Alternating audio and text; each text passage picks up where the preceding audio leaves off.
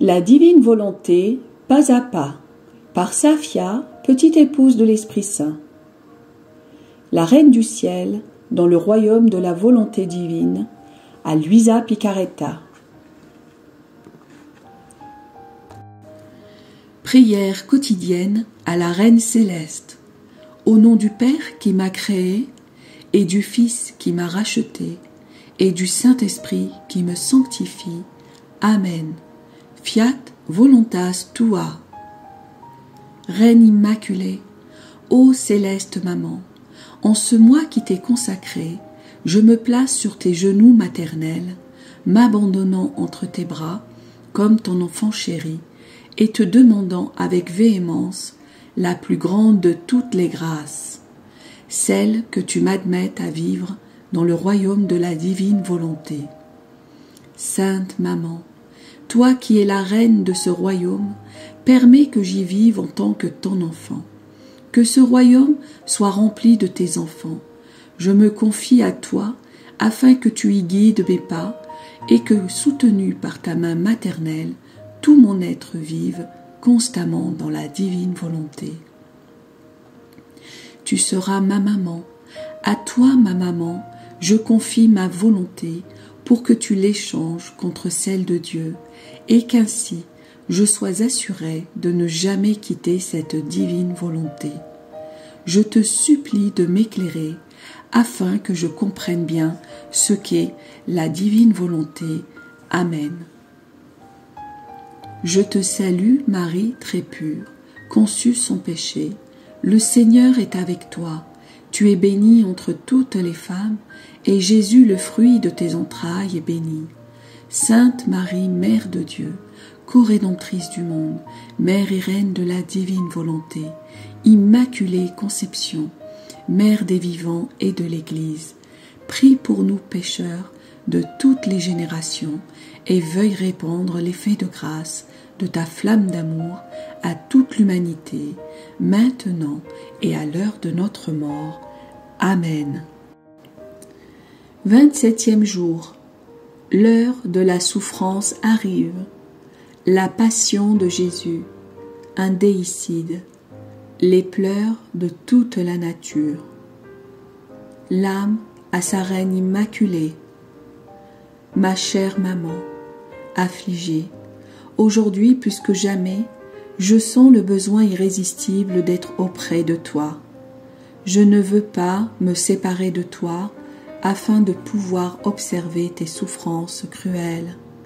Je te demande de déposer en moi tes souffrances et celles de Jésus, y compris sa mort, pour qu'elle puisse produire en moi la grâce de continuellement faire mourir ma volonté et faire monter en moi la vie de la divine volonté.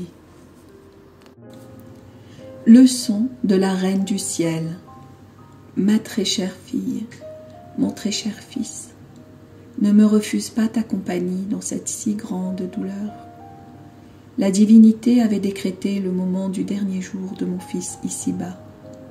L'un de ses apôtres venait de le trahir en le remettant aux mains de ses ennemis pour qu'on le fasse mourir. Dans un excès d'amour et ne voulant pas quitter ses enfants, mon cher fils venait d'instituer le sacrement de l'Eucharistie, afin que quiconque le désirera puisse le posséder. Ma chère fille, mon cher fils, mon fils était donc sur le point de s'envoler vers sa patrie céleste. La divine volonté me l'avait donné, c'est en elle que je l'avais reçu, et c'est en elle que j'allais le laisser partir. Mon cœur était en pièces, des mers de douleur m'inondaient. Je sentais ma vie me quitter à cause de ces atroces souffrances. Mais je ne pouvais rien refuser à la divine volonté. J'étais prête à le sacrifier de mes propres mains si elle me le demandait. La force de la divine volonté est absolue. Je ressentais une telle force par elle que j'étais prête à mourir plutôt que de lui refuser quoi que ce soit. Ma chère fille, mon cher fils, mon cœur était accablé de souffrance. La seule pensée que mon fils, mon Dieu, ma vie, allait mourir était plus que la mort pour ta maman. Cependant, je savais que je devais continuer à vivre. Quelle torture, quelle lacération profonde transperçait mon cœur de part en part. Ma chère fille, mon cher fils, c'est très pénible pour moi de te raconter ces choses, mais je le dois. Dans ces souffrances profondes et dans celles de mon cher fils, il y avait ton âme, ta volonté humaine, qui ne s'était pas laissée dominer par celle de Dieu. Nous l'avons recouverte de nos souffrances, nous l'avons embaumée, nous l'avons fortifiée pour qu'elle puisse être disposée à recevoir la vie de la divine volonté. Ah, si la divine volonté ne m'avait pas soutenue en m'accordant ces déversements infinis de lumière, de joie et de bonheur, en même temps que je subissais mes cruelles souffrances, je serais morte à chacune des souffrances de mon cher fils. Quelle torture j'ai vécue quand j'ai vu son visage aussi mortellement pâle et triste, et qu'il m'a dit d'une voix au bord des sanglots: « Au revoir, maman. Bénis ton fils et donne-moi la permission de mourir. Comme ce fut par mon divin fiat et par le tien que j'ai été conçu, ce doit être par ces deux fiat que je mourrai. Vite, ô ma chère maman, prononce ton fiat et dis-moi: je te bénis et je te donne la permission de mourir crucifié. C'est ainsi que le veut la volonté éternelle et la mienne. » Quelle douleur atroce ces paroles firent monter dans mon cœur. Toutefois, je dois le dire, il n'y avait pas en nous de souffrance imposée. Tout était involontaire. Ainsi, nous nous sommes bénis l'un l'autre et échangeant nos regards consternés, mon cher fils, ma douce vie me quitta. Et moi, ta maman affligée, je restai. Cependant, les yeux de mon âme ne l'ont jamais perdu de vue. Je l'ai suivi au jardin dans son effroyable agonie. Comme mon cœur a saigné quand je l'ai vu abandonné de tous, même de ses fidèles apôtres, qui venaient de s'enfuir. Ma fille, l'abandon des personnes chères est une des plus grandes souffrances que le cœur humain puisse subir aux heures difficiles. Ce fut particulièrement le cas pour mon fils, qui avait tant aimé et béni ses apôtres, et qui était en train de donner sa vie pour eux. Quelle douleur! Quelle douleur! En le voyant agoniser et transpirer le sang, j'agonisais avec lui et le soutenais de mes bras maternels. J'étais inséparable de lui. Ces douleurs se reflétaient dans mon cœur liquéfié par la souffrance et l'amour. Je ressentais ces souffrances plus que si elles avaient été les miennes. Je les suivis ainsi toute la nuit. Il n'y avait aucune souffrance ou accusation dont il était affligé que je ne ressentais fortement dans mon cœur. À l'aube, je ne pouvais plus résister. Accompagné du disciple Jean, de Marie-Madeleine et d'autres pieuses femmes, je les suivis physiquement d'un tribunal à l'autre. Ma chère fille, mon cher fils, j'entendais le bruit des fouets qui s'abattaient sur le corps nu de mon fils. J'entendais les moqueries, les rires sataniques, les coups portés à sa tête pendant qu'on le couronnait d'épines. Je le vis quand Pilate le montra au peuple, complètement défiguré, méconnaissable. Mes oreilles furent abasourdies par les hurlements de la foule qui criait « Crucifie-le, crucifie-le » Je le vis prendre sa croix sur ses épaules et la porter, épuisé et à bout de souffle. Ne pouvant plus supporter cette vue, je pressai le pas et vins lui donner un dernier baiser et sécher son visage couvert de sang. Mais les cruels soldats n'eurent aucune pitié pour nous. Ils le tirèrent brusquement avec des cordes et le firent tomber.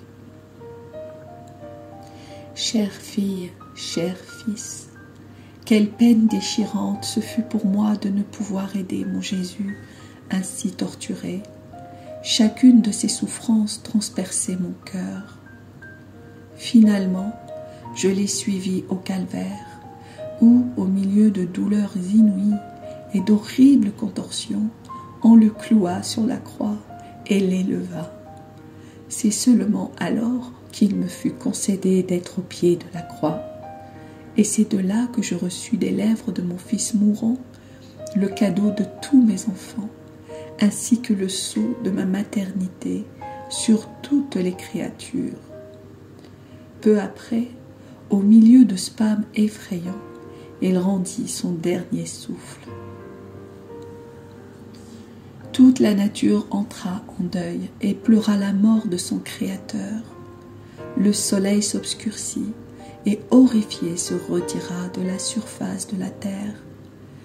La terre manifesta sa peine par un fort tremblement et s'ouvrit à plusieurs endroits. Tout était en pleurs, des sépulcres s'ouvrirent et des morts ressuscitèrent. Même le voile du temple manifesta sa désolation. Il se déchira. Tout perdit sa joie et tomba dans la terreur et la peur. Ma fille, mon fils, ta maman était pétrifiée de douleur en attendant de recevoir son cher fils dans ses bras pour le déposer dans le sépulcre. Je veux maintenant, à travers mes douleurs et celles de mon fils, te parler de la méchanceté de la volonté humaine. Regarde mon cher Jésus, horriblement défiguré dans mes bras affligés. Il est le portrait réel du mal que la volonté humaine inflige aux pauvres créatures. Mon cher fils voulut subir ces si grandes souffrances pour réhabiliter cette volonté humaine, plongée dans les abîmes insondables de misère. Chaque souffrance de Jésus et chacune des miennes appelait cette volonté à revenir dans la volonté divine. Notre amour est si grand que pour placer cette volonté humaine en sûreté, nous l'avons noyée dans nos douleurs en ce jour de si grands tourments. Place ta volonté entre les mains de ta maman pour qu'elle l'enferme dans les plaies sanglantes de Jésus, comme la plus belle victoire de sa passion et de sa mort, et comme le triomphe de mes propres souffrances. L'âme à sa reine immaculée, mère des douleurs, tes paroles blessent mon cœur. Je me sens mourir en apprenant que c'est à cause de ma volonté rebelle que tu as tant souffert. Je te prie d'enfermer cette volonté dans les plaies de Jésus pour qu'elle s'abreuve des souffrances de Jésus et des tiennes. Petite pratique. Pour m'honorer aujourd'hui, tu viendras embrasser les plaies de Jésus en faisant 5 actes d'amour et en me priant pour que mes douleurs scellent ta volonté dans l'ouverture de son côté sacré ouvert. Oraison jaculatoire. Que les plaies de Jésus et les souffrances de ma maman me procurent la grâce de la résurrection de ma volonté dans la divine volonté. Amen. Fiat voluntas tua.